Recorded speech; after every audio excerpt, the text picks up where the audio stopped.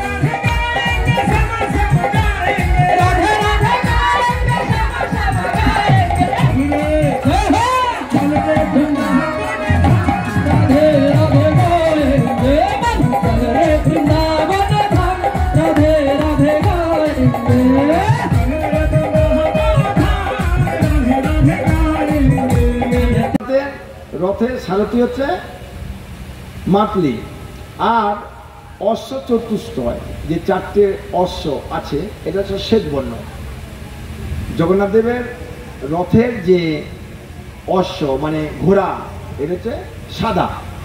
তাদের নাম হচ্ছে রেচিকা, মচিকা, সুক্ষ্মা এবং অমৃতা। আর স্থিরা, ধীতি, স্থিতি এবং সিদ্ধা।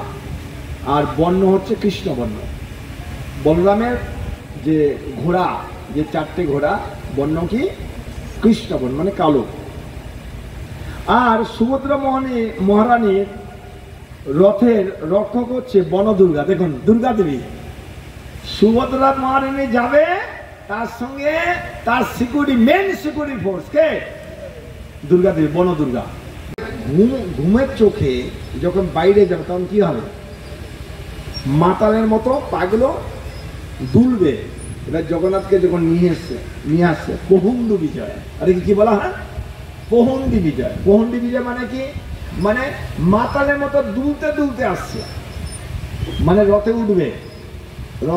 উঠবে মানে দুলতে দুলতে জগন্নাথের রথে উঠলো। লাস্টে সবার পিছনে কে, জগন্নাথের আসছেন। এই যখন আসছেন, যখন রাষ্ট্রপতি মানে রাজা যখন রাজ্য থেকে যখন যাচ্ছে বেরোচ্ছে, তার আশেপাশে কারা থাকবে, কে থাকবে, সেনাবাহিনী থাকবে, থাকবে না থাকবে না, রাজার আশেপাশে তো সিকিউরিটি ফোর্স তা তো থাকবেই। আমাদের যখন আমাদের মুখ্যমন্ত্রী বা প্রধানমন্ত্রী বা রাষ্ট্রপতি বা রাজ্যপাল যখন আসে, তার আশেপাশে দেখবেন মানে এখানে আসবে 1 সপ্তাহ আগে থেকে সব প্রসেসিং চলবে কিনা। দেখুন কারা আসছে, ভালো করে বুঝবেন। আমরা বুঝতে পারি না।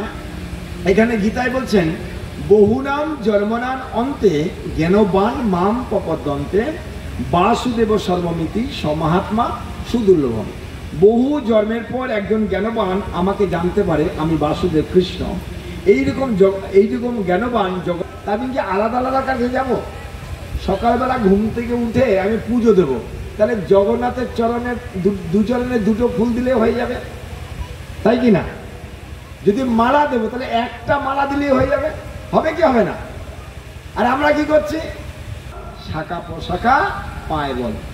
আপনারা গীতা পড়ে নেবেন, থেকে 27 নম্বর শ্লোক পড়ে নেবেন।